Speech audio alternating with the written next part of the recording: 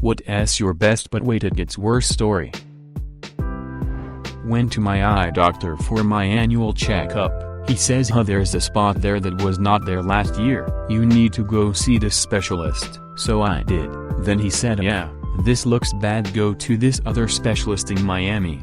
I go to Miami. They go, yeah, it is a mole, do not worry about it and call us if you notice any changes. But wait, it gets worse. A couple of years later I go back for another checkup and mention my eyesight got a bit worse. My eye doctor goes, that thing got bigger. Yeah, you should probably go get the thing looked at again. So, back to Miami. Specialist goes, okay, well it is cancerous now. I need you in surgery next week. I have to figure out how to save your life. A week later they do a biopsy and find out my eyesight got worse because it created a cataract. So they fixed that too. Then the following week I go and get a mother-ducking radiation patch attached to my eye for 3 days. But wait, it gets worse. So, I think I am past the worst of it until one morning I wake up and I have gone completely blind in that eye and I am in searing pain. Another drive to Miami. The ducting tumor exploded in my eye. Tumor necrosis is the medical term. Very rare complication. They sit me down and go, hey, that I may have to go. Sorry dude. But wait, it did not get worse after that. Thanks to some intensive therapy I did not lose the eye. In fact, they were even able to save my vision a few months later with reconstructive surgery. Friend of mine just lost her ex-husband and father of her child to a motorcycle accident. But wait, it gets worse. 15-year-old son had a birthday a few days after the accident. Gift arrived in the mail day of the birthday. His father had gotten him motorcycle lessons. Just heartbreaking. A CO worker of mine, we will call Andy, had a brother we'll call Mike. Mike's wife died from cancer, leaving Mike and his 2 kids who were around 5 and 7 years old. But wait, it gets worse. Overcome with grief, Mike ended up killing himself, leaving behind his 2 kids. But wait, it gets worse. Andy had to sue his own parents to get custody of Mike's kids due to several issues with the grandparents. But wait, it gets worse. Andy's wife died suddenly, leaving Andy to take care of Mike's 2 kids and his 2 kids around the same age. This all happened over a 3-year span. I worked in an operating room and was on call. Arriving at the hospital, checked in with the doc and patient in pre-op. At least once per year we get someone with something stuck in their ass. The young man was there with his mom and sister, who explained the dildo got stuck Friday night, but that their grandma was sick, so they waited until Sunday to bring him to the hospital so he could see her. Then per usual the family and patient is asked if they have any questions before we take him back. Mom says yeah. While he's in there, can you test him for STDs? His sister tested positive and was operating the dildo, so we want to make sure. Got rear-ended by a truck, pulled over to check my trunk on a hilly street. A car parked behind me rolled downhill and crushed me between it and my newly messed up trunk. Suffered some cracked ribs. Oh goodness, I don't even know where to start with this, but here goes nothing. Last December 26th my phone rang early in the morning. My dad had passed away unexpectedly in the night sometime, one day after Christmas and the day before his birthday. I tried to help my mom get through all the legal paperwork and things that comes after a spouse dies. Made sure she had groceries and company multiple times a week. I lived in a different town from my mom, so I was traveling a lot between towns. 6 weeks after my father passed, my mom fell ill. I brought her to the hospital early one Wednesday morning, had her flown out to a bigger hospital later that afternoon. She passed away that Saturday. Apparently she had an aggressive form of cancer, and any symptoms she must have been feeling we attributed to grief. But wait, there's more. The night of my mom's funeral, which I planned and made arrangements for, my horrible sister gets wasted and goes bananas, keeping me up all night when I was already physically and emotionally exhausted. The few days that her and her husband were in town, they basically just took what they wanted and accused me of stealing things. Not to my face but to family friends. I was left to clear, clean, and get the house ready for sale by myself. My mother had so many things from deceased family members that she hadn't had time to go through, sort, and donate yet, so I did by myself. But wait, there's more. 6 weeks after my mother passed away, while I was working on her house, I miscarried. In the last few weeks I have found out that I have fibroids and potential cancer in my uterus cervix, so I have a whole other path of uncertainty to walk down in the coming months. As far as I am concerned, 2020 can hurry up and get the heck over already. Monday the 3rd. I know no one will see this, but my dear grandma passed away around 3 this morning. I just can't believe this keeps happening. I was a manager at a hotel in Oakland. A valet parker took a guest's Corvette out for a joyride. He lost control of the car in a residential area and crashed into a parked car in a driveway. The Corvette and the parked car smashed through the home's garage door and caught on fire. The home partially burned down. The valet was caught by the police a block away, fleeing on foot with a broken leg.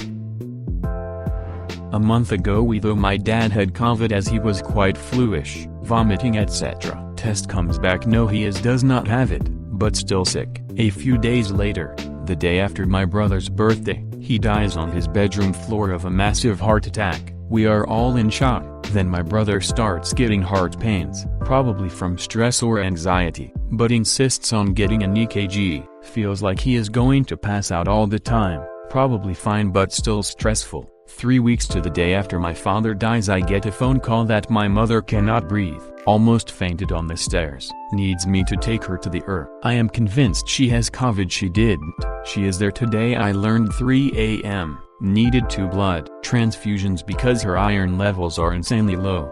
The day after that, after we have taken her home and started working on a nutrition plan, the dog gets bit by something, starts limping and drooling, and we have to rush him to the vet to make sure he is not having an allergic reaction. He is fine now, so hooray. Been a rough month, guys.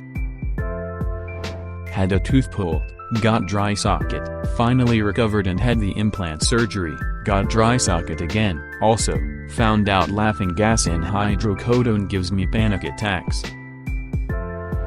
Friends of mine were getting married. They were planning a huge, fancy wedding in the major city where they lived. They both had large families and many friends. About a month before the wedding, the groom's mother has a massive heart attack. Miraculously, she somehow survives, but it seems unlikely she will be able to attend the wedding because it was being held about 1,000 miles away from mom's home. However, she continues to improve and her doctor determines that she will be healthy enough to travel to the wedding by car. So, the groom's parents start heading out about 3 days before the wedding so they can take the trip slowly and get to the major city the day before the wedding. Mom's tired, but doing okay. She decides to skip out on the rehearsal dinner so that she can conserve her energy for the wedding and reception. Mom wakes up the next day, gets dressed, gets her hair and nails done, looks gorgeous. Her husband drives her to the church and gets her settled in the front pew. The wedding is to start in about 15 minutes.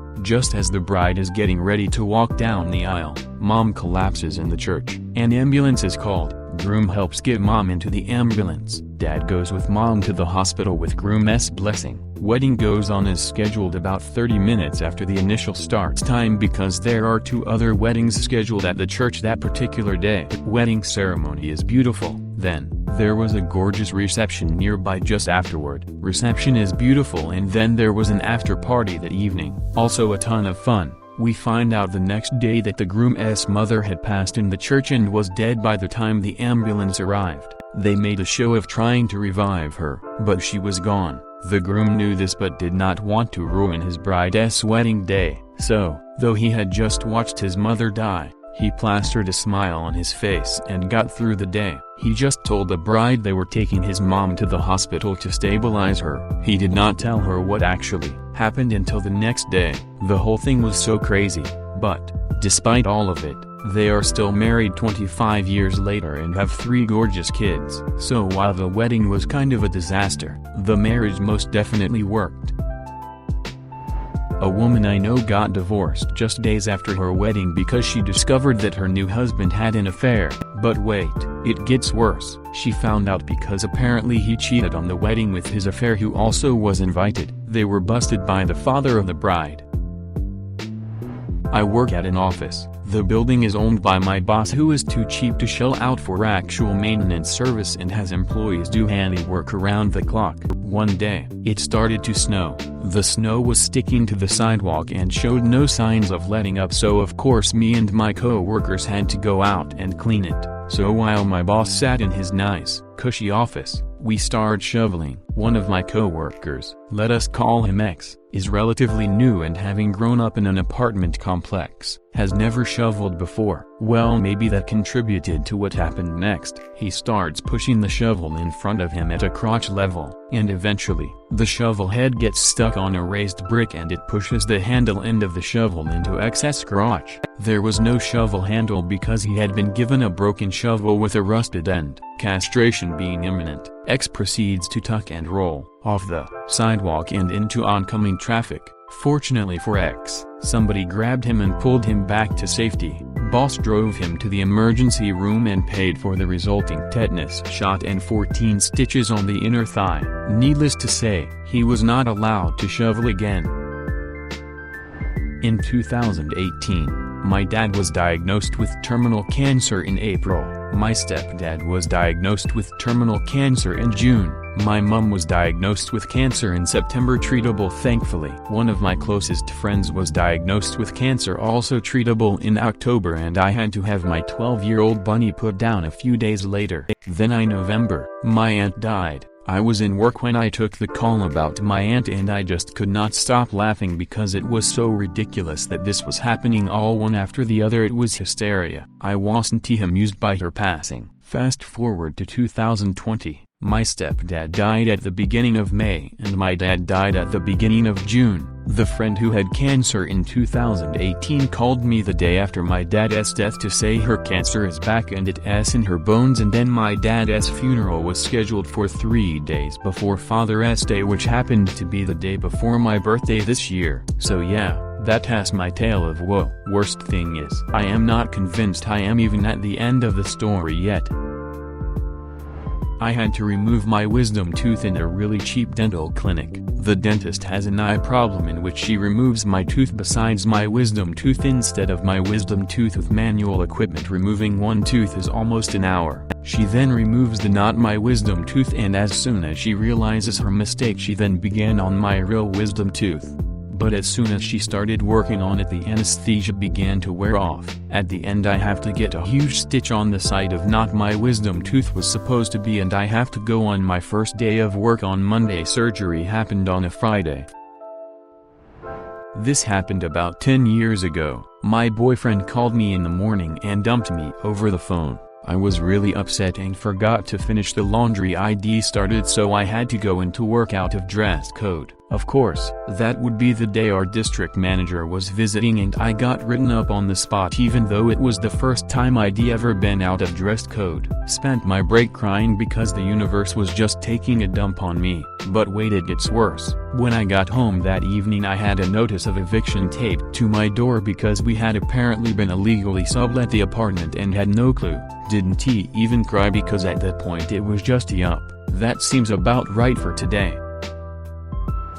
An acquaintance got married in an extravagant 80,000 ceremony that is 57,000 in freedom dollars and broke up on their honeymoon. But wait, it gets worse. They split because the groom was cheating on the bride with a string of one-night stands. Meanwhile, the bride was having an ongoing affair with the best man. But wait, it gets worse. They pretended to stay married for 6 months after out of shame, but it all came tumbling down when he made a huge Facebook rant calling her a whore and tagging all their friends and family in it with the most dramatic shitstorm of a comments section known to humanity. But wait, it gets worse. The bride and the best man decided they wanted to have a baby and she immediately ran off with him and got knocked up.